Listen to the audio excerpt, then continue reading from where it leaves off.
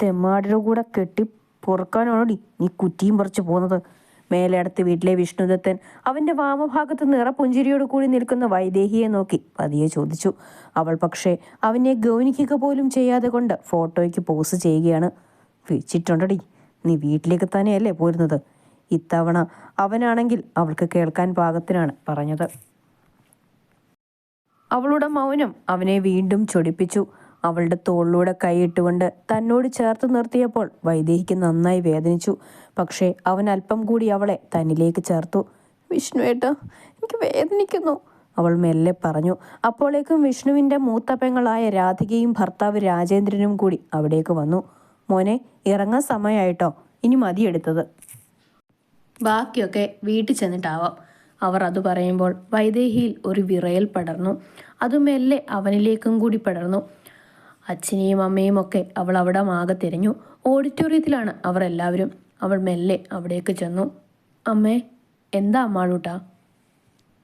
ഇറങ്ങാൻ നേരമായെന്ന്. എനിക്ക് ആകെ ഒരു സങ്കടം പോലെ. ഇതപ്പം നന്നായി. മറ്റെവിടേക്കും അല്ലല്ലോ, നിന്റെ പ്രിയപ്പെട്ട അപ്പച്ചിയുടെ അടുത്തേക്കല്ലേ. എന്നാലും അമ്മേ, എനിക്ക് ആകെ ഒരു സങ്കടം പോലെ. വൈദേഹിയാണെങ്കിൽ അവളുടെ അമ്മയുടെ തോളിൽ മുഖം പൂഴ്ത്തി. അമ്മേ, എനിക്ക് കരച്ചിൽ വരുന്നു. അപ്പോഴേക്കും അവൾ കരഞ്ഞു പോയിരുന്നു. മോളെ, ലേഖയാണെങ്കിൽ അവളെ ചേർത്ത് പിടിച്ച് നെറുകയിൽ തലോടി. ഞാൻ എങ്ങോട്ടും പോകുന്നില്ലമ്മേ, എനിക്ക് എൻ്റെ വീട്ടിൽ നിന്നാൽ മതി. ഈശ്വര, ഈ കൂട്ടി ഇത് എന്തൊക്കെയാ പറയുന്നത്? ദേ, രാധിക വരുന്നുണ്ട്, കണ്ണു തുടയ്ക്ക്. പെട്ടെന്ന് അവൾ മുഖമുയർത്തി. മോളെ, ദേ പുറപ്പെടാൻ നേരമായി, വന്നേ അങ്ങോട്ട്. രാധിക അവളുടെ കൈക്ക് പിടിച്ചുകൊണ്ട് അവളുമായി മുന്നേ നടന്നു. രാമച്ചൻ എവിടെ? കരഞ്ഞുകൊണ്ട് അമ്മാള് ചുറ്റിനും നോക്കി.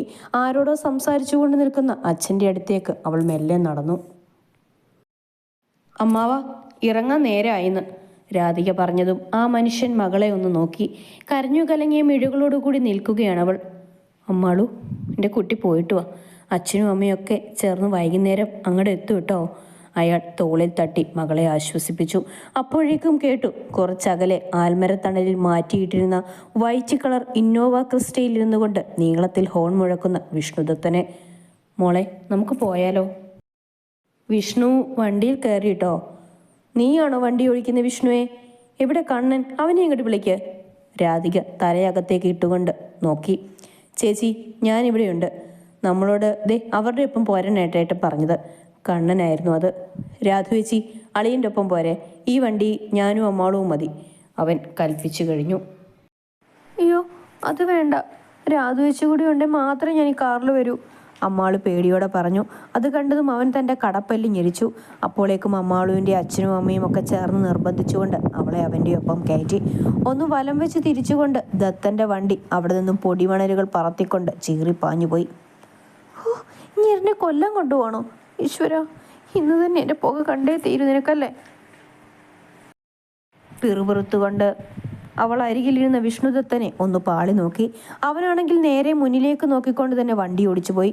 ഫോൺ നിർത്താതെ അടിച്ചുകൊണ്ടേയിരിക്കുന്നത് കണ്ടപ്പോൾ അമ്മാളും അതെടുത്ത് നോക്കി. അപ്പച്ചിയാണ് വിഷ്ണു ഏട്ടാ.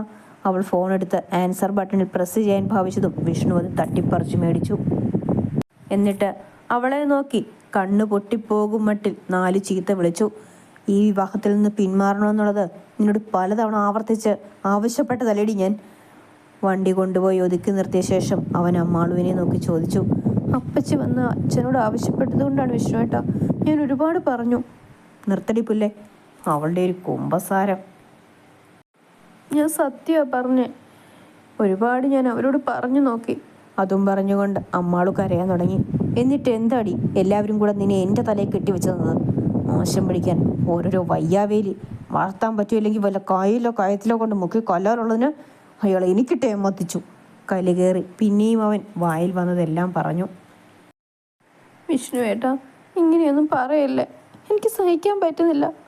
അമ്മാളുവിൻ്റെ മിഴികൾ നിറഞ്ഞു തൂവി. അപ്പോഴേക്കും വീണ്ടും അവൻ്റെ ഫോൺ ശബ്ദിച്ചു. ആ അമ്മേ, മോനെ എവിടെ എത്തി? പറഞ്ഞോ, എന്താ വിശേഷം? എടാ, നേരം ആകാറായി.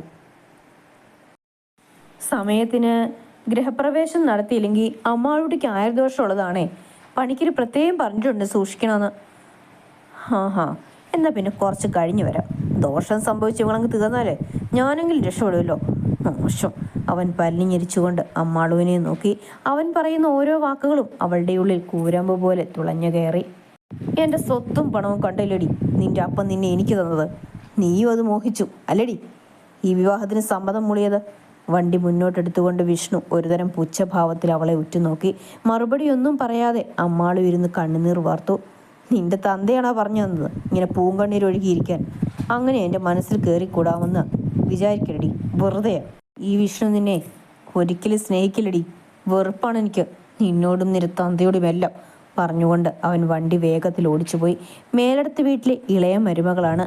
ലളിതേ, ആരതി എടുത്തേ, വേഗം കുട്ടികൾ വന്നു കേട്ടോ. വിഷ്ണുവിൻ്റെ അമ്മയാണ് പ്രഭാദേവി. പ്രഭയപ്പച്ചി ഓടി വന്ന് അമ്മാളുവിൻ്റെ കവളിൽ മാറി മാറി മുത്തം കൊടുത്തു. മോളെ കരയണ്ട കേട്ടോ, എൻ്റെ കുട്ടിക്ക് ആകെ സങ്കടമാണെന്ന് രാധു പറഞ്ഞു. അവളുടെ കയ്യിൽ പിടിച്ചുകൊണ്ട് പ്രഭ പിന്നെയും എന്തൊക്കെയോ പറഞ്ഞു. അപ്പോഴേക്കും ചെക്കനെയും പെണ്ണെയും സ്വീകരിക്കാനുള്ള ഒരുക്കങ്ങളൊക്കെയായി. കുറച്ച് ഏറെ കുട്ടികൾ താലവുമായിട്ട് വരി വരിയായി ഇറങ്ങി വന്നു. പ്രഭേച്ചി വായോ. ജാനകി ആൻറ്റിയാണ് വിഷ്ണുവേട്ടൻ്റെ അച്ഛൻ്റെ പെങ്ങൾ. ഹോ, ഇതെന്താ സ്കൂളിൽ പഠിക്കുന്ന കൊച്ചിനെയാണ് ഇവർക്ക് കിട്ടിയത്? നോക്കി, ആ ചെക്കനോട് യാതൊരു മാറ്റവുമില്ല. ഹേമ വല്യമ്മ പെറുപുറത്തത് നല്ല വ്യക്തമായി തന്നെ അമ്മാളു കേട്ടു. ഒപ്പം വിഷ്ണുവും നെയ്ത്തിരുനാളം നിലവിളക്കിൽ നിന്നു തിളങ്ങി. പ്രഭ കൊടുത്ത വിളക്കും മേടിച്ചുകൊണ്ട് വലതുകാൽ വെച്ച് അങ്ങനെ അമ്മാളു അകത്തേക്ക് കയറി. സകല ദൈവങ്ങളെയും പ്രാർത്ഥിച്ചുകൊണ്ട് അമ്മാള് നിലവിളക്ക് കൊണ്ടുചെന്ന് പൂജാമുറിയിലെ ഉണ്ണിക്കണ്ണൻ്റെ ചന്ദ്ര വിഗ്രഹത്തിൻ്റെ മുന്നിൽ വെച്ചു. വെറുതെയാടി നീ ഇങ്ങനെയൊക്കെ പ്രാർത്ഥിച്ചാലും ശരി. വിഷ്ണു ഒന്ന് തീരുമാനിച്ചാൽ അത് തീരുമാനിച്ചതാണ്. അടുത്ത് നിൽക്കുന്നവൻ്റെ നാവിൽ നിന്നും പറയുന്നത് കേട്ടതും അവൾ മെല്ലെ മുഖം തിരിച്ചു. പാലും പഴവും നൽകി ഉള്ള മധുരം വയ്പ് ചടങ്ങായിരുന്നു പിന്നീട് നടന്നത്. അമ്മാളുവാണെങ്കിൽ പാല് കുടിക്കില്ല താനും. എന്നാലും ചടങ്ങ് തെറ്റരുത്, അതുകൊണ്ട് അവൾ പിടിച്ചു നിന്നു. ആളുകൾ ഓരോരുത്തരായി വന്ന് ഇരുവർക്കും പാലെടുത്ത് കോരിക്കൊടുത്തു. ഇനി എന്നാൽ കുട്ടികൾ രണ്ടാളും പോയി റെസ്റ്റ് എടുക്കട്ടെ. മോളെ മീരെ, അമ്മാളുവിനെ ഈ ഡ്രസ്സൊക്കെ ഒന്ന് മാറാൻ സഹായിച്ചേ, അമ്മു പറഞ്ഞതും വിഷ്ണുവിൻ്റെ നേരെ മൂത്ത സഹോദരനായ സിദ്ധുവിൻ്റെ ഭാര്യ അമ്മാളുവിൻ്റെ അടുത്തേക്ക് വന്നു. അമ്മാളു വായോ, പോയി വേഷമൊക്കെ മാറ്റാം, അവൾ വിളിച്ചതും അമ്മാളു എഴുന്നേറ്റ് പിന്നാലെ സ്റ്റെപ്സ് കയറി മുകളിലേക്ക് പോയി. മേലാടത്ത് വീട്ടിലെ രാജശേഖരൻ തമ്പിക്ക് തൈക്കാടിലത്തെ പ്രഭാദേവിയുടെ മുടിഞ്ഞ പ്രണയം. ഇരുവരും പഠിച്ചത് ഒരേ കോളേജിലായിരുന്നു. പ്രഭ BA മലയാളമായിരുന്നു എടുത്തതെങ്കിൽ രാജശേഖരൻ MCom ആയിരുന്നു. പ്രഭയാണെങ്കിൽ സാമാന്യമായി നല്ലൊരു നർത്തകിയായിരുന്നു. ചടുല താളത്തിൽ നൃത്തം വെക്കുന്ന പ്രഭയെ നോക്കി അയാൾ ആരാധനയോടെ ഇരുന്നു. ഒരു നാൾ അയാൾ അവളോട് തൻ്റെ ഇഷ്ടം തുറന്നു പറഞ്ഞു. ബ്രാഹ്മൺ ഫാമിലിയിൽപ്പെട്ടൊരു നാട്ടിൻപുറത്തുകാരി പെൺകുട്ടിയായിരുന്നു പ്രഭയെങ്കിൽ ജാതിയിൽ താഴ്ന്നവനായിരുന്നു രാജശേഖരൻ തമ്പി. ഒരു അബ്കാരി കോൺട്രാക്ടറായിരുന്നു തമ്പിയുടെ അച്ഛൻ. അത്യാവശ്യം ഭേദപ്പെട്ട സാമ്പത്തിക സ്ഥിതിയും അവർക്കുണ്ടായിരുന്നു. ഹോസ്റ്റലിൽ നിന്നായിരുന്നു തമ്പി പഠിച്ചതൊക്കെ. ആദ്യം കുറേ ഏറെ എതിർത്തെങ്കിലും പ്രഭ പിന്നീട് ആ ബന്ധത്തിന് സമ്മതം മൂളി. ആരൊരും അറിയാതെ അവരുടെ പ്രണയം പൂത്തു തളർത്തു. അവസാന വർഷ പരീക്ഷ കഴിഞ്ഞ് രാജശേഖരൻ ആ കലാലയത്തിൽ നിന്നും പടിയിറങ്ങുമ്പോൾ പ്രഭയുടെ മോതിരവിരലിൽ അയാളണിയിച്ച മുദ്ര നിലകൊള്ളുന്നുണ്ടായിരുന്നു. പഠിപ്പ് കഴിഞ്ഞ ശേഷം രാജശേഖരൻ അച്ഛൻ്റെ ഒപ്പം ബിസിനസ് രംഗത്തേക്ക് വന്നു. ബാറുകളുടെ ഒക്കെ നോക്കുന്നിടത്തിപ്പം മെല്ലെ അയാൾ ഏറ്റെടുത്ത് കഴിഞ്ഞിരുന്നു.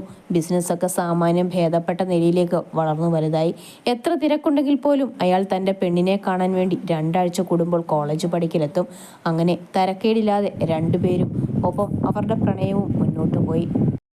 അങ്ങനെയിരിക്കെ ആരോ പറഞ്ഞു ഇല്ലത്തെല്ലാവരും വിവരമറിഞ്ഞു. ആകെക്കൂടെ അടിയും ബഹളവും. അയാളുമായിട്ട് ഇനി ഒരിടപാടിനും പോകരുത് എന്ന് പ്രഭയെക്കൊണ്ട് അച്ഛൻ മച്ചിൽ ഭഗവതിയെ തൊട്ട് സത്യം ചെയ്യിച്ചു. എക്സാം കഴിയും വരേക്കും പ്രഭയുടെ നേരെ ഇളയ അനുജനായ രാമനായിരുന്നു അവൾക്ക് കൂട്ടായി കോളേജിലേക്ക് പോകുന്നത്. ഇതെല്ലാം രാജശേഖരൻ അറിയുന്നുണ്ടായിരുന്നു അവൻ്റെ ഒരു സുഹൃത്ത് വഴി. പരീക്ഷ തീരുന്ന അവസാന ദിവസം അയാൾ പറഞ്ഞ സ്ഥലത്തുകൂടി പ്രഭ ഇറങ്ങി. ഒപ്പം പോയത് നേരെ രജിസ്റ്റർ ഓഫീസിൽ. അന്യജാതിക്കാരനുമായിട്ട് വേളി കഴിഞ്ഞു എന്നറിഞ്ഞതും അവളുടെ ഇല്ലത്തെ കാരണവന്മാർ എല്ലാവരും കൂടി അവളെ പടിയടച്ച് പിണ്ടം വെച്ച് കഴിഞ്ഞു. എന്നാൽ രാജശേഖരൻ്റെ അച്ഛനും അമ്മയും കൂടെ അവളെ ഇരുകൈകളും നീട്ടി സ്വീകരിച്ചു. പൊന്നുപോലെയാണ് അവളെ അവർ കൊണ്ടു നടന്നത് പോലും. BA കഴിഞ്ഞ് MA കംപ്ലീറ്റ് ആക്കിയ ശേഷം അവർക്ക് കുറച്ച് മാറി ഒരു കോളേജിൽ പഠിപ്പിക്കാനുള്ള കാര്യങ്ങളെല്ലാം തമ്പിയും അയാളുടെ അച്ഛനും ചേർന്ന് ശരിയാക്കി കൊടുത്തു. സന്തോഷകരമായ ജീവിതം കൂടുതൽ ആനന്ദകരമാക്കുവാൻ വേണ്ടി ആദ്യത്തെ മകനായ സിദ്ധാർത്ഥൻ കടന്നു വന്നു. അതിനുശേഷം 4 വർഷം കഴിഞ്ഞ് രാധിക. അവൾക്ക് 9 വയസ്സായപ്പോഴാണ് വിഷ്ണു ജനിച്ചത്. മൂത്ത ചേട്ടനുമായിട്ട് അവന് 15 വയസ്സിന്റെ വ്യത്യാസമുണ്ടായിരുന്നു. അതുകൊണ്ട് ഏട്ടൻ എന്നും അവനോട് പ്രത്യേക വാത്സല്യവും കരുതലും ഒക്കെയായിരുന്നു. ഏട്ടൻ അച്ഛൻ്റെ പാത പിന്തുടർന്നപ്പോൾ വിഷ്ണു തിരഞ്ഞെടുത്തത് അമ്മയുടെ പ്രൊഫഷൻ തന്നെയായിരുന്നു. അങ്ങനെയിരിക്കെ പ്രഭയുടെ അമ്മ രോഗശൈലിയിലാകുന്നു. മകളെ കാണണമെന്ന ആഗ്രഹം പ്രകടിപ്പിക്കുന്നു. ഒടുവിൽ അതറിഞ്ഞ് പ്രഭ എത്തുന്നു. അങ്ങനെ അവിടെ നിന്നും ഇരു കുടുംബങ്ങളും തമ്മിൽ ബന്ധം പുതുക്കുന്നു. രാജശേഖരൻ തമ്മി ഇട്ടുമൂടാനുള്ള സ്വത്തിൻ്റെ ആളാണെങ്കിൽ പ്രഭയുടെ കുടുംബം നേരെ വിപരീതമായിരുന്നു. അന്നന്നത്തെ അഷ്ടിക്ക് വക തേടുന്ന ഒരു സാധാരണ കുടുംബമായിരുന്നു അവരുടേത്. പ്രഭ വന്നതും അവൾ ഒരുപാട് സഹായിച്ചു. രാമനെയും ഇളയ സഹോദരനായ അശോകനെയും ഒക്കെ. അമ്മാളുവാണെങ്കിൽ പ്രഭയുടെ അതേ ഛായയായിരുന്നു. അവളെ കണ്ടതും അവളോട് സംസാരിച്ചതും എല്ലാവർക്കും ഒരുപാട് ഇഷ്ടമായി. എന്നാൽ ഒരിക്കൽ പോലും ഇല്ലത്ത് വരാനോ അമ്മയുടെ വീട്ടുകാരുമായിട്ട് ബന്ധം പുതുക്കാനോ ഒന്നും വിഷ്ണു തയ്യാറായില്ല. അവനൊട്ടും താല്പര്യവുമില്ലായിരുന്നു. അങ്ങനെയിരിക്കെ ഒരു ദിവസം അമ്മാളുവിന് ഒരു വിവാഹാലോചന എത്തുന്നു. അവൾ ഡിഗ്രി ചെയ്യുന്നതേ ഉള്ളൂ എന്ന് പറഞ്ഞുകൊണ്ട് ദല്ലാൾ രാഘവനെ അമ്മാളുവിൻ്റെ അച്ഛൻ മടക്കി അയച്ചു. ആ സമയത്ത് പ്രഭയും ഉണ്ടായിരുന്നു ഇല്ലത്ത്. പണിക്കരെ കൊണ്ട് ജാതകം നോക്കിച്ച് കാര്യങ്ങൾ തീരുമാനിക്കാമോ എന്ന് പ്രഭ അയാളോട് പറഞ്ഞു.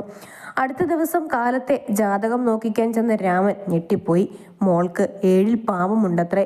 3 മാസത്തിനുള്ളിൽ വിവാഹം നടന്നില്ലെങ്കിൽ പിന്നെ 33 വയസ്സാവണം. അത് കേട്ടതും രാമനും ഭാര്യ ലേഖയും തകർന്നുപോയി. അപ്പോൾ തന്നെ ഈ വിവരം പ്രഭയോടും അശോകനോടുമൊക്കെ വിളിച്ചറിയിച്ചു. ദല്ലാളോട് പറയാനും അയാളുടെ കൈവശം ഇത്തരം പൊരുത്തമുള്ള ചെക്കന്മാർ കാണുമെന്നുമൊക്കെയാണ് അശോകൻ തൻ്റെ ജ്യേഷ്ഠനോട് സമാധാനിപ്പിച്ചുകൊണ്ട് പറഞ്ഞത്. വിഷമിക്കേണ്ട എന്നും നല്ലൊരു ചെക്കനെ കണ്ടെത്തിത്തരാമെന്നും പറഞ്ഞുകൊണ്ട് ദല്ലാൾ ഫോൺ വെച്ചു. ഇതൊക്കെ അന്ധവിശ്വാസമാണെന്നും തനിക്കിപ്പോൾ കല്യാണം വേണ്ടെന്നുമൊക്കെ പറഞ്ഞ് അമ്മാള് കുറേ എതിർത്തു. പക്ഷെ ആരും അംഗീകരിച്ചില്ല. 2 ദിവസം കഴിഞ്ഞ് ഒരു വൈകുന്നേരം പ്രഭയും തമ്പിയും കൂടി ഇല്ലത്തെത്തി. ഒപ്പം തന്നെ സിദ്ധുവും ഭാര്യയും ഒക്കെയുണ്ട്. പ്രഭ തൻ്റെ കയ്യിലിരുന്ന ജാതകം രാമന് കൈമാറി. അത് അവരുടെ മകൻ വിഷ്ണുദത്തൻ്റെതായിരുന്നു. അമ്മാളുവിൻ്റെ പോലെ 7 പാപദോഷമായിരുന്നു അവനും. ആദ്യമൊക്കെ അമ്മാളു എതിർത്തു. അവളൊന്നും നേരിട്ട് കണ്ടിട്ട് പോലുമില്ല അയാളെ. ഇല്ലത്തുള്ളവരുമായിട്ട് അയാൾക്ക് ശത്രുതയായതുകൊണ്ടാണ് ഇതേവരെയായിട്ടും ഇവിടെ ഒന്ന് കാല് കുത്താത്തതെന്നുള്ളത് അവൾക്ക് വ്യക്തമായി അറിയാം. അങ്ങനെയുള്ള വിഷ്ണുദത്തനെ വിവാഹം ചെയ്യുന്നത് എങ്ങനെയെന്നോർത്ത് അവളുടെ തല പെരുത്തു. എന്നാൽ അതിന്ന് ഇവിടെ മേലിടത്തെ മരുമകൾ സ്ഥാനത്തേക്ക് വരെ കൊണ്ടുവന്നെത്തിച്ചു എന്നുള്ള മറ്റൊരു ഞെട്ടിക്കുന്ന സത്യമായി മാറി. അമ്മാളുവാണെങ്കിൽ ഏടത്തിയമ്മയുടെ ഒപ്പം വിഷ്ണുവിൻ്റെ റൂമിൻ്റെ വാതിൽക്കലെത്തി. ഐശ്വര്യമായിട്ട് കേറിക്കു കുട്ടി, ഇതാണ് ഇനി മുതൽക്ക് മോളുടെ റൂം. ചിരിയോടെ പറയുന്ന മീരയെ അവൾ ദയനീയമായി ഒന്ന് നോക്കി. അകത്തേക്ക് കയറിയതും കണ്ടു അവിടെ ചൂരൽ കസേരയിൽ ചാരിയിരുന്നു കൊണ്ട് ഫോണിൽ എന്തൊക്കെയോ തിരയുന്ന വിഷ്ണുവിനെ. കണ്ടതും അമ്മാളുവിൻ്റെ മുട്ട് രണ്ടും കൂട്ടിമുട്ടി. മോനെ വിഷ്ണുട്ട, അമ്മാളുവിൻ്റെ ഡ്രസ്സൊക്കെ ഒന്ന് മാറണം. ആകെ കൂടി മടുത്ത് വലഞ്ഞു പോയി കുട്ടി. മീരയെടുത്തി വളരെ സ്നേഹത്തോടെ വിഷ്ണുവിനോട് പറഞ്ഞു. ആ, കൂടുതലൊന്നും പറയാതെ കൊണ്ട് എഴുന്നേറ്റ് അവൻ ബാൽക്കണിയിലേക്ക് ഇറങ്ങിപ്പോയി. ഒരുപാട് വലിപ്പമൊന്നുമില്ലെങ്കിലും നല്ല ഒതുക്കമുള്ള ഒരു റൂമായിരുന്നു അത്. ചേർന്ന് തന്നെ ഡ്രസ്സിംഗ് റൂമുമുണ്ട്. ഏട്ടത്തിയുടെ പിന്നാലെ അവിടേക്ക് കയറി ചെന്ന് സാരിയും ആഭരണങ്ങളും ഒക്കെ അവൾ അഴിച്ചു മാറ്റി. ആകെക്കൂടി ഇത്രയേ ഉള്ളൂ എന്ന് മീര അവളെ നോക്കി ഓർത്തു. ഇതിൽ നിറയെ മാറിയെടുക്കാനുള്ള ഡ്രസ്സൊക്കെയാണ്. മോളൊന്ന് ചെന്ന് കുളിച്ച് ഫ്രഷ് ആയിക്കൊള്ളൂ കേട്ടോ, അവളുടെ കവളിൽ തലോടിക്കൊണ്ട് പറഞ്ഞ ശേഷം മീരേട്ടത്തി അവിടെ നിന്നും പിൻവാങ്ങി. വിഷ്ണുട്ട, ഏട്ടത്തി താഴേക്ക് പോവാണേ, അവനെ നോക്കി വിളിച്ചു പറയാനും മറന്നില്ല. ഡാർക്ക് ബ്രൗൺ നിറമുള്ള ഒരു ക്രോപ്പ് ടോപ്പും ചന്ദന നിറത്തിൽ നിറയെ ഗോൾഡൻ എംബ്രോയിഡറി വർക്ക് ചെയ്ത ഒരു ലോങ് മിഡിയും എടുത്തുകൊണ്ട് അവൾ കുളിക്കുവാനായി കയറിപ്പോയി. വിഷ്ണു അപ്പോഴും ബാൽക്കണിയിൽ ഇരിക്കുകയായിരുന്നു. വിസ്തരിച്ച് ഒന്ന് കുളിച്ചിറങ്ങിയപ്പോൾ തന്നെ വല്ലാത്തൊരു ആശ്വാസം പോലെ അവൾക്ക് തോന്നി. ബാൽക്കണിയിലേക്കുള്ള വാതിലിൽ അവളുടെ മിഴികൾ നീണ്ടു. നോക്കിയപ്പോൾ ആളവിടെ ഇല്ല. ഹൗ, ആശ്വാസം. ചുരുണ്ട് തിങ്ങിയ മുടി മുഴുവൻ എടുത്ത് ഒന്നുകൂടി നന്നായി തോർത്തി ശേഷം അത് ഉച്ചിയിൽ തന്നെ ചുറ്റി കെട്ടിവെച്ചു. നീലക്കണ്ണാടിയുടെ മുന്നിലെ തൻ്റെ പ്രതിബിംബത്തിൽ നോക്കി അവളുടെ അവൾ അല്പനിമിഷം നിന്നുപോയി. മാഞ്ഞു തുടങ്ങിയ സീമന്തരേഖയിലെ കടും ചുവപ്പ് നിറമുള്ള സിന്ദൂര രേണുക്കൾ ഒരു നുള്ളെടുത്ത് വീണ്ടും അതിലേക്ക് ചേർത്ത് വെച്ചു. മാറിൽ പറ്റിച്ചേർന്ന് തലോടിക്കിടക്കുന്ന ആലില പൂത്താലി അത് തൻ്റെ കഴുത്തിലേക്ക് അണിയിച്ചു തന്നപ്പോൾ വിഷ്ണുവേട്ടൻ്റെ മുഖത്തെ ദേഷ്യം വിടി. പിന്നിൽ നിന്നും ഒരലർച്ച കേട്ടതും അമ്മാളു ഞെട്ടി വിറിച്ചുകൊണ്ട് തിരിഞ്ഞു നോക്കി. മതിയടി നിന്റെ സൗന്ദര്യം ആസ്വദിച്ചത്, കുറെ നേരമായല്ലോ തുടങ്ങിയിട്ട്. അകത്തേക്ക് നടന്നു വരുന്നവനെ കണ്ടതും അമ്മാളു അരികിൽ കിടന്നിരുന്ന മേശമേൽ ബലമായി പിടിച്ചുകൊണ്ട് നിന്നു.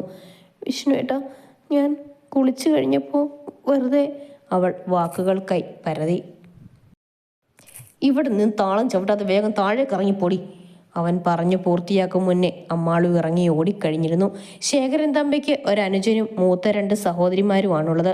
എല്ലാവരും തന്നെ കല്യാണം പ്രമാണിച്ച് എത്തിയിട്ടുണ്ട്. ശേഖരന്റെ അനുജനായ രാജനും അയാളുടെ ഭാര്യ സുമിത്രയും 2 മക്കളും കഴിയുന്നത് ഈ വീടിനോട് ചേർന്നുള്ള കോമ്പൗണ്ടിൽ തന്നെയാണ്. മൂത്ത മകൻ രോഹിത് കാനഡയിലാണ്. രണ്ടാമത്തെ മകൾ ശ്രേയ പഠിക്കുന്നത് ബികോം, വിഷ്ണുദത്തൻ പഠിപ്പിക്കുന്ന കോളേജിലും. താഴേക്കിറങ്ങി വന്ന അമ്മാളുവിനെ പരിചയപ്പെടുകയാണ് കുട്ടിപ്പട്ടാളങ്ങൾ. ഒപ്പം തന്നെ സിദ്ധുവിൻ്റെയും മീരയുടെയും മക്കളുമുണ്ട്. അവർക്ക് 3 മക്കളാണ്. മൂത്ത കുട്ടി ആരാധ്യ എന്ന ആരു, അവളിപ്പോൾ 10ൽ എക്സാം എഴുതാനുള്ള തയ്യാറെടുപ്പാണ്. രണ്ടാമത്തെ കുട്ടി മേഘന എന്ന മിച്ചു 8ലാണ് പഠിക്കുന്നത്. ഏറ്റവും ഇളയവൻ 5ൽ പഠിക്കുന്ന ഋഷിക്കുട്ടൻ. രാധികയേട്ടതിൻ്റെ മക്കൾ 2 പുറത്താണ്, ഹയർ സ്റ്റഡീസിന് പോയി. ഈ വർഷം അവസാനം അവരൊക്കെ എത്തുമെന്ന് കരുതുന്നു. ഇവരൊക്കെയാണ് ഇവിടെയുള്ള അംഗങ്ങൾ. അമ്മാളൂട്ട, ഈ പാലൊരു ഗ്ലാസ് കുടിച്ചേ, എൻ്റെ കുട്ടി ആകെ ക്ഷീണിച്ചല്ലോ. പ്രഭയപ്പച്ചി വന്നു പറഞ്ഞതും അമ്മാളു ചാടിപ്പിരണ്ട് എഴുന്നേറ്റു. അയ്യോ, അപ്പം ഞാൻ പാല് കുടിക്കില്ല, എനിക്കിഷ്ടമല്ല എൻ്റെ ടേസ്റ്റ്.